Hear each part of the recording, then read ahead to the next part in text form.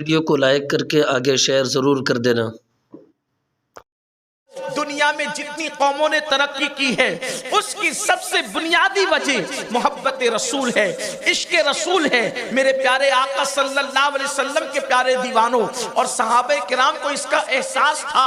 صحابہ کرام بار بار اس کا اظہار کرتے تھے کہ ہمیں جو کچھ بھی ملا ہے محبت رسول کی وجہ سے، عشق رسول کی وجہ سے۔ وہ عرب ہونے پہ فخر نہیں کرتے تھے، وہ اپنے نسب پہ فخر نہیں کرتے تھے، وہ اپنے علم پہ فخر نہیں کرتے تھے، وہ اپنے تقوی پہ فخر نہیں کرتے تھے، وہ اپنی عبادتوں پہ فخر نہیں کرتے تھے، وہ اپنی ریاضتوں پہ فخر نہیں کرتے تھے، وہ اپنی دولتوں پہ فخر نہیں کرتے تھے۔ اگر انہیں فخر تھا تو مصطفیٰ جان رحمت کی غلامی پہ فخر تھا، اگر انہیں فخر تھا تو مصطفیٰ جان رحمت کی نسبت پہ فخر تھا۔ اللہ اکبر۔ ایک مرتبہ اللہ اکبر تہامہ کی وادیوں سے جب سیدنا فاروق اعظم رضی اللہ تعالیٰ عنہ گزرے تو گزرنے کے بعد آپ نے گزرتے ہوئے کیا دیکھا کہ اللہ اللہ وہ تہامہ کی چراگاہ ہے جو پہاڑیوں کے درمیان تھی، اس کو دیکھ کر آپ کی آنکھوں میں آنسو آ گئے۔ فاروق اعظم رونے لگے۔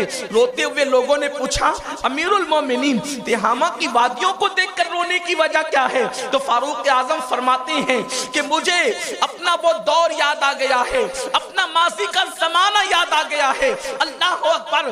جب میں نوجوان تھا، میں نے جوانی کی دہلیز پہ قدم رکھا تھا تو میرا باپ مجھے اونٹ چرانے کے لیے بھیجا کرتا تھا اور وہ گاہے بگاہے دیکھنے کے لیے آتا تھا کہ عمر جو ہے وہ صحیح طور پر اونٹوں کو چرا پا رہا ہے کہ نہیں چرا پا رہا ہے۔ ایک مرتبہ میرے باپ نے مجھے کہا کہ عمر ایک کام کرو، چند اونٹوں کو ایک قطار میں لا کر کے کھڑا کر دو۔ تو فاروق اعظم فرماتے ہیں میں نے اپنا ایک اونٹ پکڑا اور اس کو کھڑا کر دیا، اور اس کے بعد جب دوسرا اونٹ پکڑنے کے لیے گیا اور اس کو پکڑ کے لایا تو پہلا اونٹ بھاگ گیا۔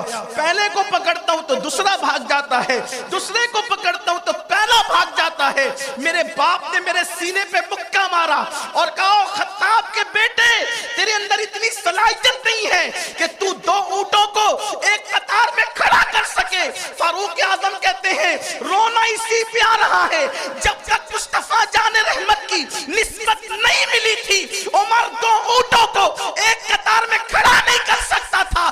مصطفیٰ کی غلامی کیا مل گئی ہے؟ 3 بر اعظموں کو میں نے قطار میں کھڑا کر دیا۔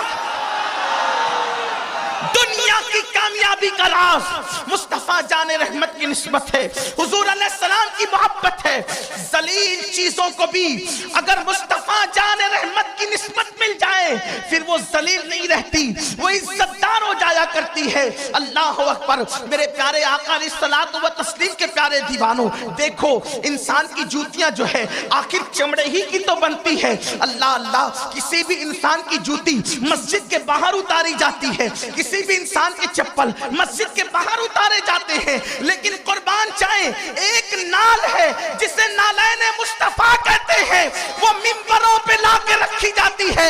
آخر اس چمڑے کی جوتی میں کیا کمال ہے کہ اور جوتیاں باہر ہے اور یہ منبر رسول پر ہے؟ تو وجہ یہ ہے اس کو مصطفیٰ جان رحمت کے قدموں سے نسبت ہو گئی ہے تو چمڑے کی، لیکن اللہ نے اس کو اتنی عزت عطا کر دیا ہے اب یہ مسجد کے منبروں پہ رکھی جائے گی، مسجدوں کے محرابوں میں رکھی جائے گی، اس کو ادب کے ساتھ سر پہ رکھا جائے گا۔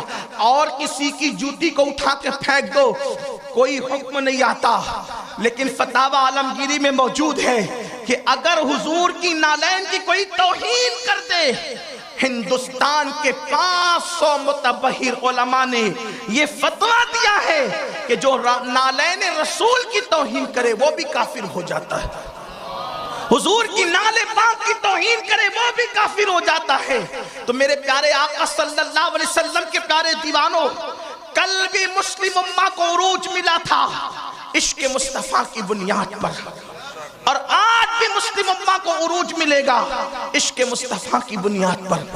دیکھو اور حضور علیہ الصلوۃ والتسلیم تو ہے ہی ایسے کہ ان سے عشق کیا جائے، ان سے محبت کی جائے۔ آپ دیکھیں اگر عشق کرنے کے لیے انسان کچھ اصول بناتا ہے، کچھ ضابطے بناتا ہے کہ چلیں جس سے محبت کرنی چاہیے، جس سے عشق کرنا چاہیے، تو پہلے نمبر پر انسان بیوٹی کو، حسن کو، خوبصورتی کو اہمیت دیتا ہے کہ جس میں بیوٹی ہوگی، جس میں خوبصورتی ہوگی، اس سے محبت کی جائے گی۔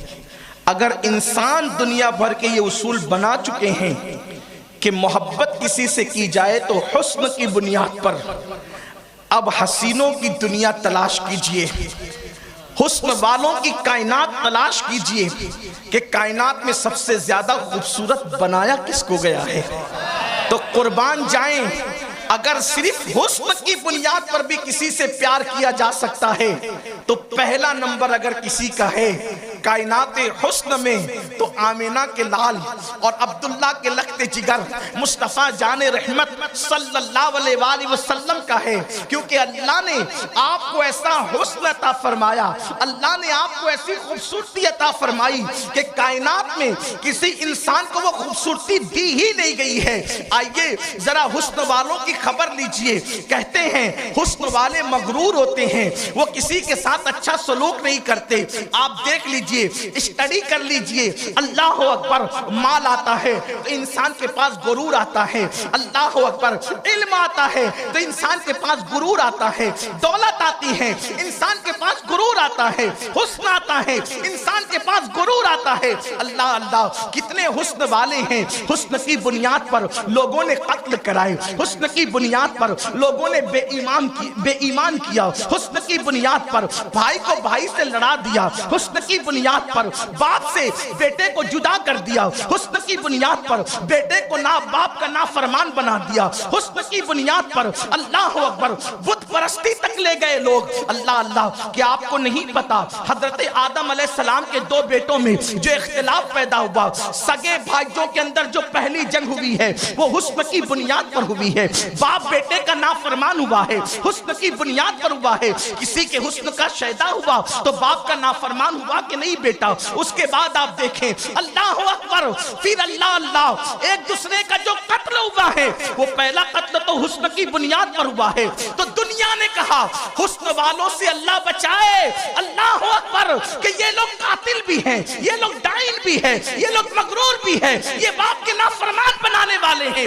حسن کی بنیاد پر کوئی پاگل ہوا ہے، حسن کی بنیاد پر کوئی شہر بدر ہوا ہے، یعنی کسی حسن والے پہ دل آ گیا تو کسی کو پاگل کر دیا گیا، کسی کو شہر بدر کر دیا گیا، کسی کو جیل کی سلاخ کے پیچھے ڈال دیا گیا۔ اللہ اکبر، یہ حسن والوں کی کائنات ہے، لیکن قربان جائیں، اور حسن والوں میں اگر کوئی دل دے بیٹھے تو کوئی پاگل ہو جاتا ہے، لیکن اللہ نے ہمارے آقا کو وہ حسن عطا کیا ہے، اگر پاگل پہ نظر پڑ جائے تو اسے بھی شفا ملتی نظر آتی۔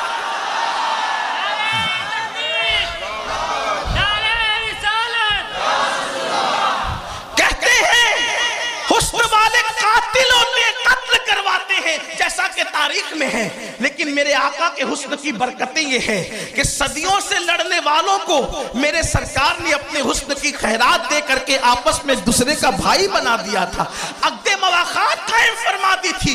اور لوگ کہتے ہیں حسن والے بڑے مغرور ہوتے ہیں، کبھی کسی کو گھاس نہیں ڈالتے، مگر قربان، جس کے حسن کا اللہ بھی پسند، جس کے حسن کو اللہ بھی پسند کرتا ہو، جس پر اللہ بھی پیارا ہو، اللہ اکبر، جس کے حسن کو اللہ رب العزت محبوب مصطفیٰ جان رحمت کی صورت، خدا بھاتی صورت ہو، ان کی ملاحت کو قدرت بھی پسند کرتی ہو، اندازہ فرمائیں اس حسن والے مصطفیٰ کی عاجزی اور انکساری کا عالم یہ تھا، اگر میرے آقا سے کوئی مصافحہ کرتا تو جب تک کہ مصافحہ کرنے والا اپنا ہاتھ نہیں چھڑا لیتا تھا اس وقت تک مصطفیٰ جان رحمت بھی کبھی اپنا ہاتھ کھینچتے نہیں تھے۔ اگر حضور سے کوئی ملنے کے لیے آتا تو جب تک ملنے والا واپس جاتے ہوئے حضور علیہ السلام کی طرف پیٹ نہیں کرتا اس وقت تک حضور بھی اس کی طرف پیٹ نہیں کیا کرتے تھے۔ اللہ اکبر، میرے آقا صلی اللہ علیہ وسلم کے پیارے دیوانوں، تو اللہ نے محبوب کو حسن کیسے دیا؟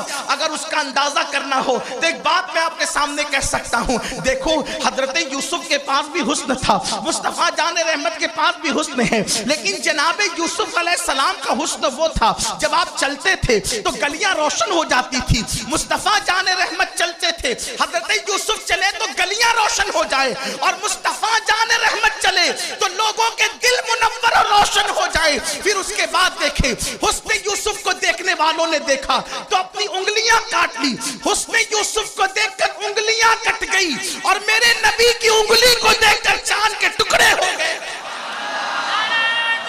حسن یوسف دیکھا تو انگلیوں کے ٹکڑے ہو گئے، حسن یوسف دیکھا تو انگلیوں کے ٹکڑے ہو گئے، نبی کی انگلی دیکھا تو چاند کے ٹکڑے ہو گئے.